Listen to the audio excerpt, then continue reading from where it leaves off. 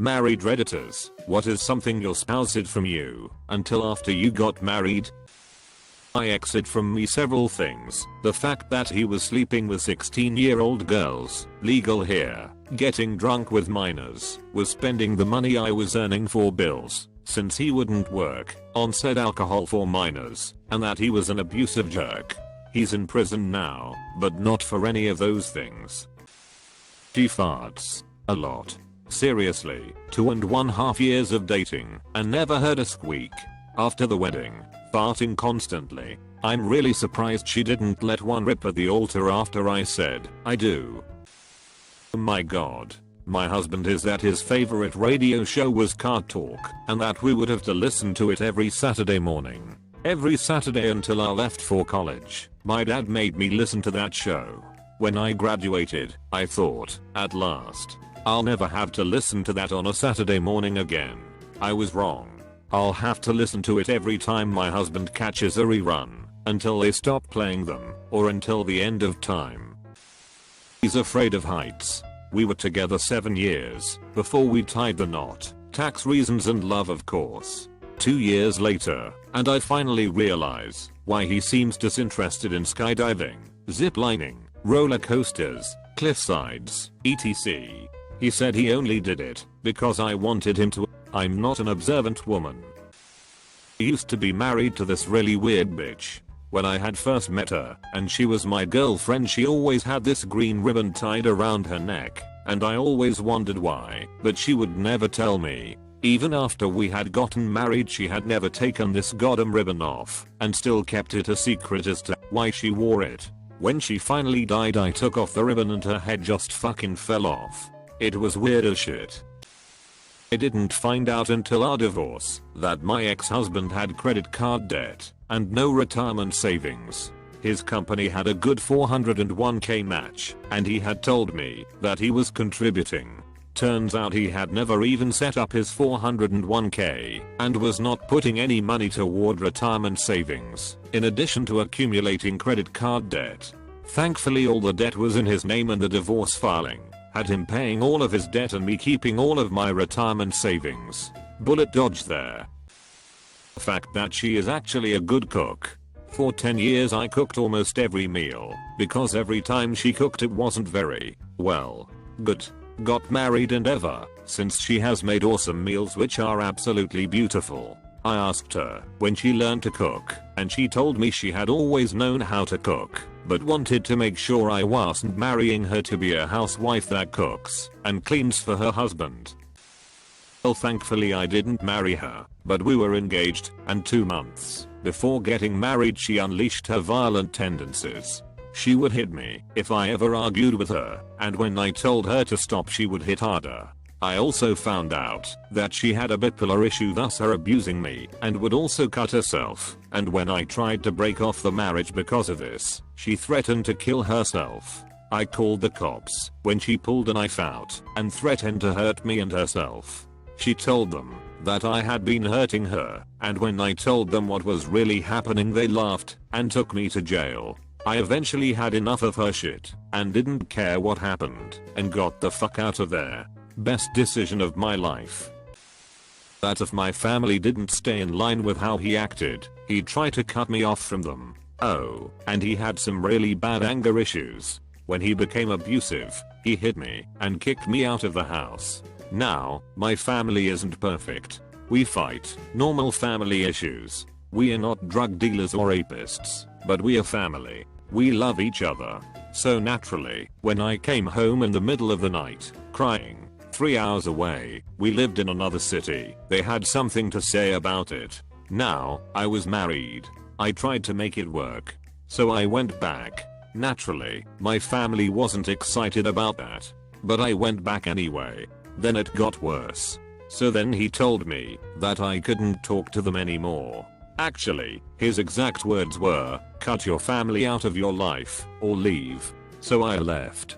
It all worked out for the best. My mom was diagnosed with cancer, and I'm helping take care of her. I see my niece and nephew a lot. I have a good job. My life is relatively simple, and I'm happy. The best revenge is to live well.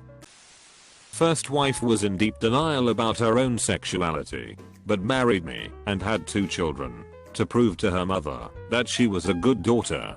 Completely fucked up, I know. The charade was over by year 7, and we had 2 healthy children. Second wife was deeply in debt up to her eyeballs and hid it from me. I found out about it when I answered a call from a debt collector the day before we got married. That she was bipolar and anorexic. I knew about them, don't get me wrong, but I had never seen any issues in the 2 years we dated or the 7 years we were friends. I knew she had had troubles, but it all seemed under control. Looking back, there were signs, but love. A month after we got married, I had to enroll her in an eating recovery institute. 9 months. Not cheap. No problem though. I just wanted her to get better. A month after she got home, I had to send her to the local hospital where she stayed for 2 weeks while she went through a really tough time and they adjusted her meds. No problem though. I love her. A few months after that, she admits to me she never loved me, or anybody for that matter. She just put up a front for public. Well, let's see if we can work on it. I still love her. March of this year, she tells me she is a lesbian and leaves me for another woman. I'm all for it. If this is who she is, I can respect that, but fuck me. It sucks, but in all honesty, it was a weight off of my shoulders. I didn't realize how much her problems had been affecting me. When the papers were signed, I felt like a new man. I felt like then sun shone a bit brighter. I had just started my dream job too, so I was able to throw myself into that. I still do love her, but I'm not in love with her. I never knew what that meant until this happened. If she ever asks me for help, I will be there for her, but I will never ever get back together with her. God, that felt good to type. I don't think I have ever said it all out loud before. My ex-wife, after a 4-year relationship and 2 years marriage, told me she didn't really love me and had just stayed with me because I was a good catch. But now that I had worked hard, there was enough money in a divorce that she could have any young guy she wanted. We were 5 years apart in age.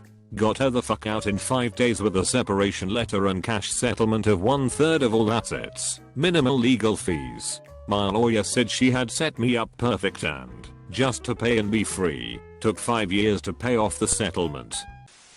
My ex-husband failed to mention that his first marriage ended because he cheated on her 3 weeks in, that he hadn't been to Afghanistan, that his sister was actually still alive, and so much more.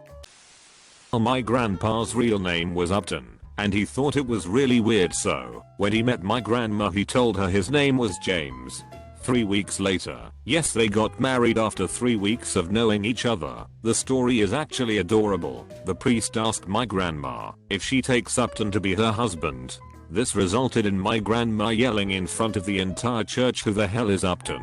And then realizing my grandpa had lied to her because he thought his name was weird, she goes, "Oh Lord, yes I do, to take this stupid man as my husband."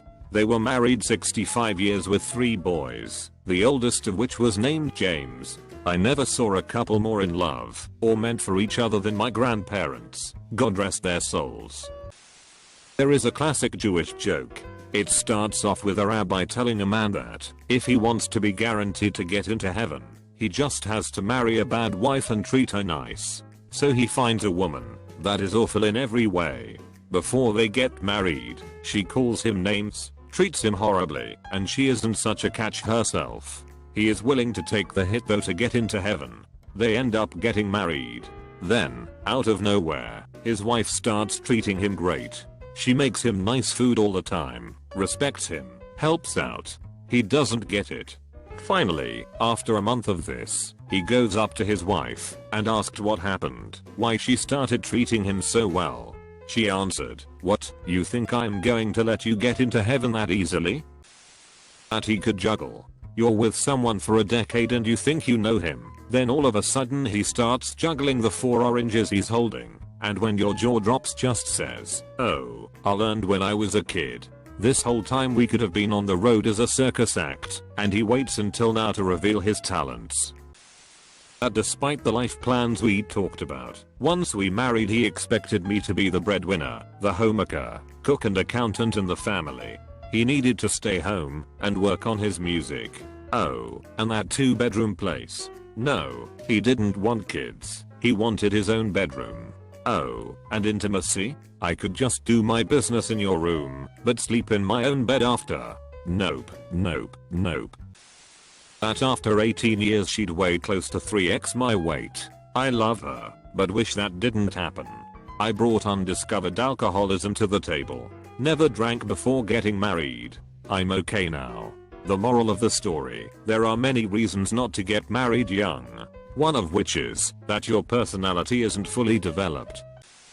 My ex was an indifferent Episcopalian. Never ever went to church and laughed at me for all my beliefs. 6 years into marriage I finally have my atheist epiphany, for all my own reasons, and he promptly divorces me telling everyone it's because he can't be with someone who isn't religious. 2 years later I find out he is married to my ex-best friend and they were fucking for the entire last year of my marriage. I'm gonna go out on a limb and guess my non-beliefs had nothing to do with our problems.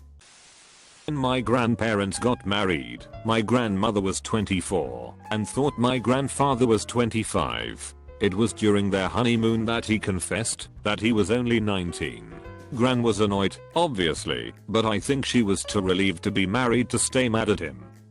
24 was getting close to being left on the shelf for an Irish Catholic woman in the 60s. But she can juggle. I mean, damn. She can juggle up to 5 things at once. Told me she learned it in theater arts in high school, and she thinks it's no big deal. I found out when I jokingly tossed a lemon to her in the kitchen, and then followed with another right away. She just grabbed both and started to juggle. I tossed 2 more, and she kept right on going. He likes snacking in bed. Discovered this on the honeymoon, when I woke up at 2 in the morning to him eating an entire can of Pringles, spraying crumbs everywhere, in the covers, rather than at the table in our room. Still trying to break him of that habit with little success. I sometimes wake up with popcorn kernels in my hair. This is hard to talk about. My beloved husband. He loves country music. I seriously didn't find out until after we were married. Beforehand, we'd listen to rock and heavy metal and oldies. Then, he just dropped that bomb on me. It was a nightmare. At some point, we just agreed to disagree and to never talk about it. He goes to concerts and shows without me, and that is just fine. Found out my wife had picked up smoking cigarettes. I told her I would break up with her if she started. My grandmother died of emphysema a year before we met, and I found a pack on our honeymoon. Needless to say I was pissed. She is trying to switch to Essex now after 3 years. Trying to be supportive. My ex-wife neglected to mention she was a lesbian until after we were married. Kind of a deal breaker. My father has horrible gas. Like, everyone has sulfur, spoiled milk, and a rotten watermelon left in a car in Florida in July smell to it. My stepmother had no idea about it until 3 weeks after they were married, since she had gotten rid of her cat for him, and he had nothing else to blame the smell on anymore. But she thought I was weird for wanting sex daily, and that we would slow down to a normal once a month or less after marriage.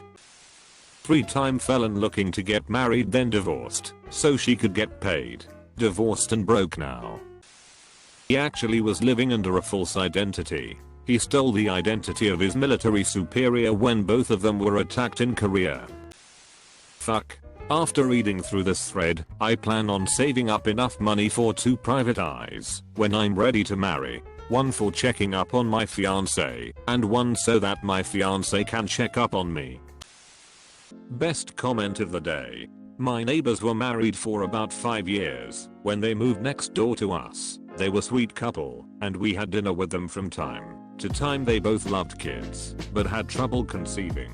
They couldn't afford IVF, and didn't want to adopt, which is something I found to be weird. A few months ago the police came over for a domestic case. He beat her so hard that she lost her eyesight on the left eye. I heard from a friend of a friend that the wife, Carla, was actually born a Jonathan. The husband didn't find out till 5 years later.